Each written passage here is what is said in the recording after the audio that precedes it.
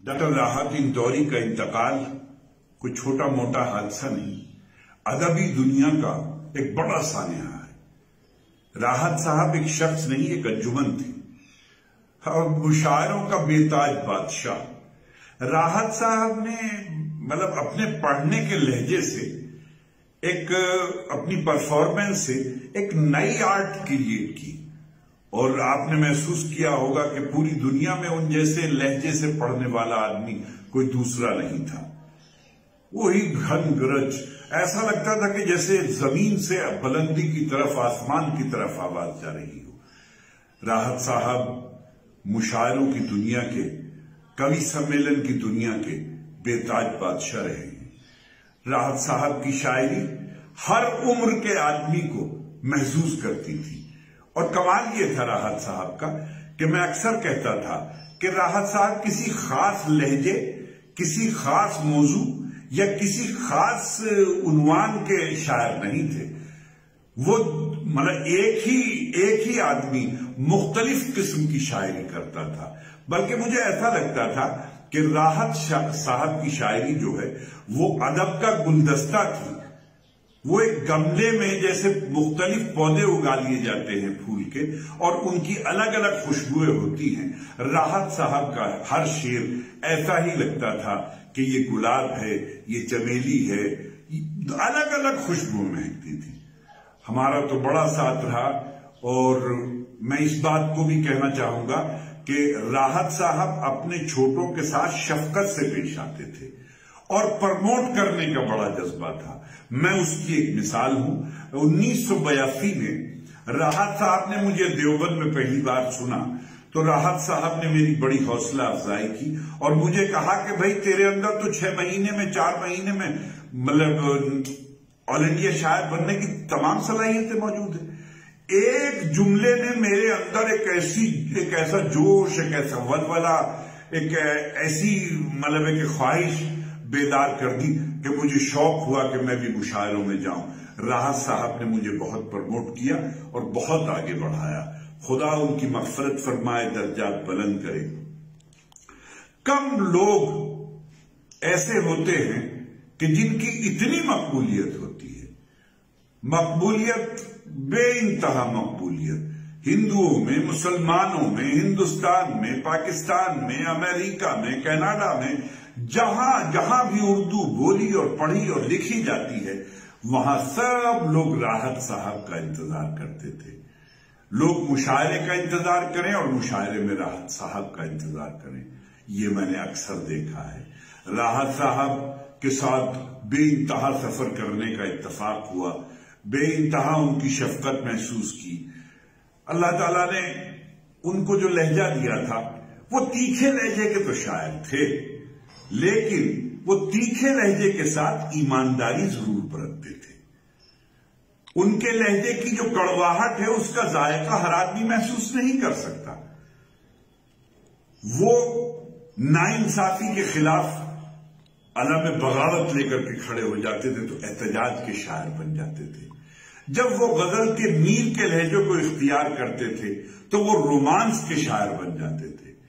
कमाल ये है कि इल्म की दुनिया में भी कामयाब और फिल्म की दुनिया में भी कामयाब। राहत साहब ने गाने भी लिखे तो बहुत शानदार लिखे।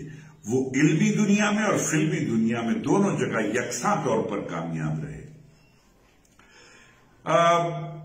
मिजाज के एतबार से कलंदर, बेनिहाल, और मेरी तो अभी राहत साहब से 4 या 5 रोज पहले ही बात हुई थी।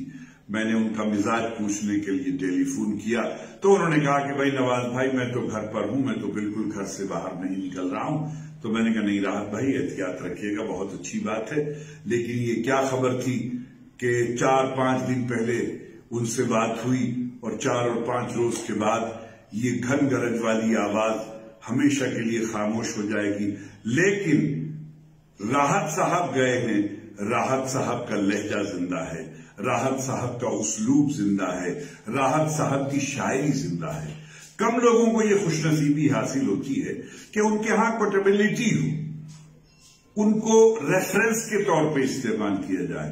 अक्सर किसी शायर का एक मिसरा जिंदा हो जाता है तो वो शायर इतिहास में, अदब की तारीख में जिंदा हो जाता है। राहत साहब के तो सैकड़ों शेर ऐसे हैं जो आज जुबान ज़द-ए-आम हैं, आम तौर पर लोग उन सब का इस्तेमाल करते हैं। कब्र के पत्थर के नीचे थी मेरी अय्याशियां और मेरे आमाल का साया मेरे बच्चों पे था। क्या कर्ब है, क्या बेचैनी है, किन लफ्जों के साथ उन्होंने इसको बयान किया है। अल्लाह ताला उनकी मग़फ़िरत फरमाए और दर्जात बुलंद फरमाए। फैसल राहत, सतलज राहत, भाभी, उनकी बेटी, वो तन्हा इस गम को नहीं झेल रहे हैं, बल्कि आज पूरी दुनिया राहत साहब के इस इंतकाल के गम में डूबी हुई है और यकीनन बहुत देर तक डूबी रहेगी। राहत साहब के यहां जो जुर्रत इनकार है वो भी बड़े काम की है। वो उन्होंने अपने लहजे को थोड़ा सा नुकीला बनाया, खारदार बनाया, लेकिन वो सबके लिए ऐसा नहीं है। मोहब्बत करने वालों के लिए वो मोहब्बत के शायर हैं, नफरत करने वालों के लिए उनके हाथ में अलम है, मोहब्बत का अलम है। वो बहुत सारे उनके बहुत मशहूर शेर हैं। आजकल जो सबसे ज्यादा मशहूर था, किसी के बाप का हिंदुस्तान थोड़ी है, तो जाहिर है कि उन्होंने और जिंदगी की जो कड़वी सच्चाइयां हैं उनको भी राहत साहब ने मतलब एक मीठे लफ्जों के साथ बयान किया है। तो राहत साहब की किन किन खूबियों का बयान किया जाए। राहत साहब अपने छोटों के साथ, बड़ों के साथ, उनके लहजे में कभी कभी एक चुभन महसूस होती थी लोगों को, तो लोग, लेकिन उनकी बेबाकी, उनकी बेतकल्लुफी, जरा सी देर में कोई बात कह दें, थोड़ी देर के बाद राजी हो जाए और मान जाए और एतराफ करें कि हाँ भाई ये बात ठीक नहीं थी। ये उनके बड़ा होने की दलील है। तो राहत साहब शायर भी बड़े थे, आदमी भी बड़े थे, अदीब भी बड़े थे, और शायद कम लोगों को मालूम ये होगा कि वो पेंटर बहुत बड़े थे, फनकार बहुत बड़े थे, आर्टिस्ट बहुत बड़े थे और प्रोफेसर बहुत बड़े थे। बड़े बड़े आप ये देखिए कि एक आदमी ने यूनिवर्सिटी में भी पढ़ाया, एक आदमी ने मुशायरे के स्टेज पर भी जिंदगी गुजारी, एक आदमी ने कवि सम्मेलन में भी मकबूलियत हासिल की।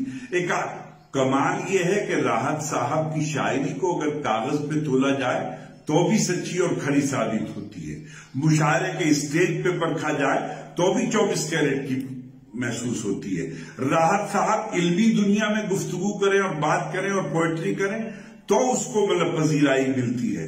राहत साहब फिल्मी दुनिया में जाकर के अगर फिल्मी गाने लिखे तो वो इल्जाम जो आमतौर से फिल्मी दुनिया के लोगों पर है वो झूठा साबित होता है। लगता है कि नहीं, अगर अच्छी शायरी की जाए तो लोग फिल्मी दुनिया में भी अच्छी शायरी कर सकते हैं। राहत साहब ने ये बात साबित की और बेइंतहा फिल्मों में गीत लिखे, बहुत मकबूल हुए और बड़े मकबूल फिल्मी दुनिया के शायर रहे।